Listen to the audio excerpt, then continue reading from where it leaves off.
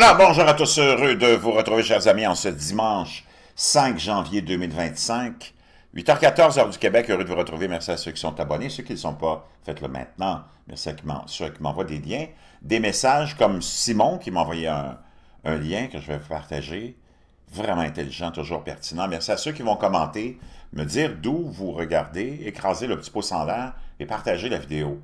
2024 s'est terminé ou a été une année complètement folle, rocambolesque.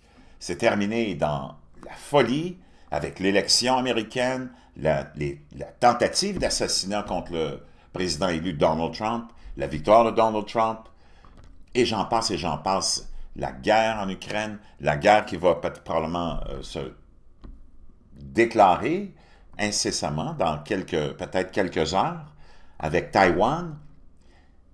L'ensemble de l'État permanent, appelons-le comme ça, est en choc. C'est plus comment réagir face à la victoire de Donald Trump, mais une victoire avec un soutien de la population historique, remet tout en question. Et on le voit, il y a de l'excitation, il y a eu les événements du 1er janvier, 2 attentats, puis je vais revenir là-dessus, il y a des images exclusives que je vais vous montrer après cette publication-là, qui sont incompréhensibles. Ça soulève tellement de questions. On nous met tellement d'opérations psychologiques, ce que les Anglais appellent les psy-op, en même temps qu'on ne sait plus où donner de la tête. Les drones, les orbes, le brouillard étrange, les attaques, ceci, cela, c'est comme on ne sait plus où donner de la tête.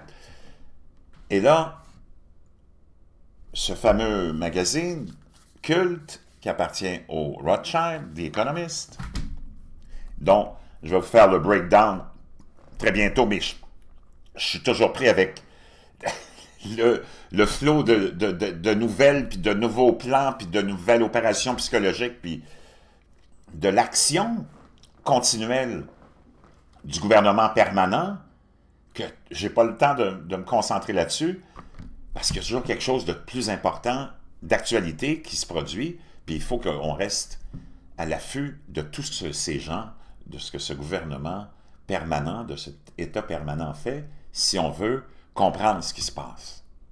Et là, le dernier en liste, on va retourner juste un instant sur la page couverture de The Economist. Comme tu peux le voir, il y a Xi Jinping, qui est à la droite, en haut. Il y a un sablier en noir. Juste en dessous, tu as la planète qui est dans un fond rouge. Et juste à côté, tu as, oui, la picouille. Une seringue. Et ça fait des semaines et des semaines et des semaines qu'on nous prépare, mais là, ça fait des années, mais là, des semaines et des semaines qu'on nous prépare à un événement 2.0 d'une pandémie. Avec la grippe aviaire, avec d'autres, et là, tu as quelque chose qui vient d'éclater en Chine. Étrangement. C'est sur la page couverture des économistes, comme en 2019, avec le pangolin, la Chine, et encore là, une épidémie mondiale qui s'est produite. Tout de suite après, là, on le voit, c'est significatif. J'ai ça à te faire écouter, puis après, on s'en va lire le lien de Simon. Virus cases are on the rise this holiday season. 91 outbreaks were reported nationwide during the week of December 5th. That's roughly 24 more compared to the last week of November last year. But the numbers don't tell the whole story because health departments aren't forced to report cases of norovirus, so really don't have great numbers. Meantime, norovirus is the top cause of foodborne illness with roughly 2,500 outbreaks reported each year, and it is bad. It's yucky. Yeah, you don't want that. Actually, we do need reporting, good reporting on this, so we can give you a number and tell you where it's stronger and higher. Eddie, this morning, medical experts are warning about a norovirus outbreak hitting several states. The CDC reports more than 90 cases confirmed in the first week of December alone. That's more than double the cases we've seen that same week over the last 3 years. I hate to say this, but it feels like 2020 all over again. Overflowing hospitals and thousands of patients with flu-like symptoms. China is facing a new health crisis, a new disease outbreak, which looks a lot like the Wuhan virus. And as always, Beijing is sharing no information. They're calling it a pneumonia of unknown origin. The CDC says the bird flu has mutated as a 65-year-old patient in Louisiana is suffering the nation's first severe infection. Dr. Wen, is bird flu in humans super dangerous? Well, the World Health Organization estimates that in prior outbreaks of the bird flu, that the mortality rate is 52%. 52%.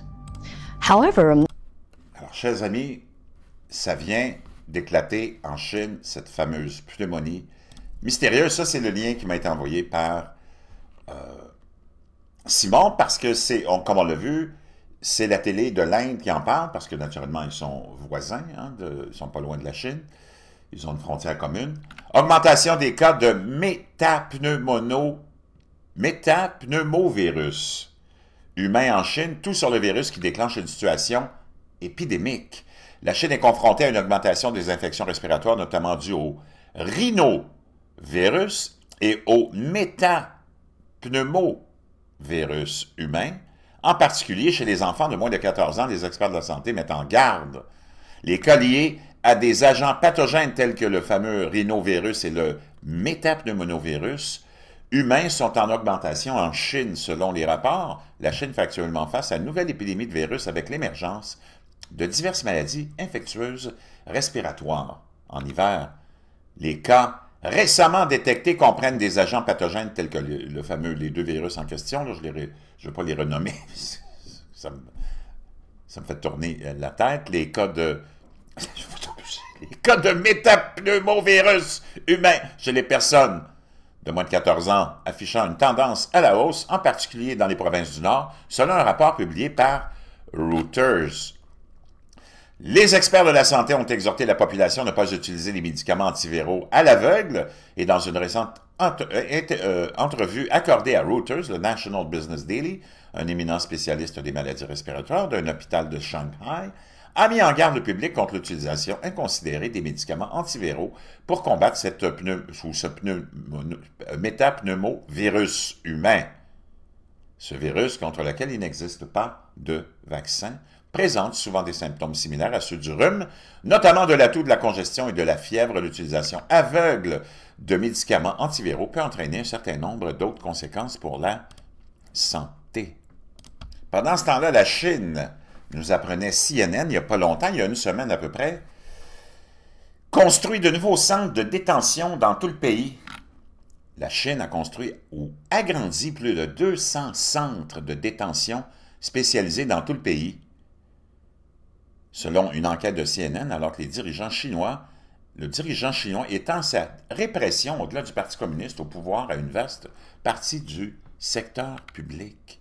Depuis son arrivée au pouvoir en 2012, Xi Jinping a lancé une vaste campagne contre la corruption et la déloyauté, renversant des fonctionnaires corrompus, ainsi que des rivaux politiques à une vitesse et une échelle sans précédent, tout en consolidant son contrôle sur le parti et l'armée.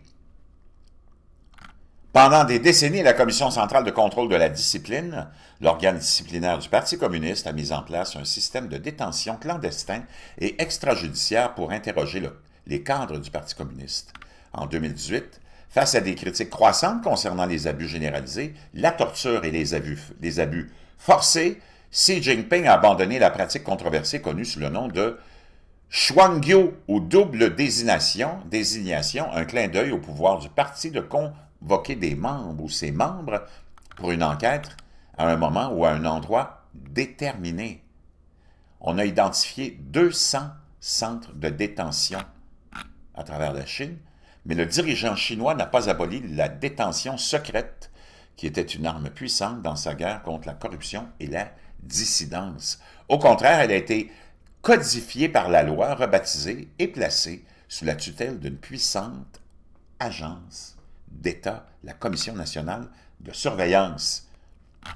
Donc, est-ce que la construction et l'agrandissement, ou comment on appelle ça, dans le fond, on construit 200 nouveaux centres de détention. Je ne sais pas s'il y a autant de corruption que ça, mais il y a peut-être aussi beaucoup d'opposition.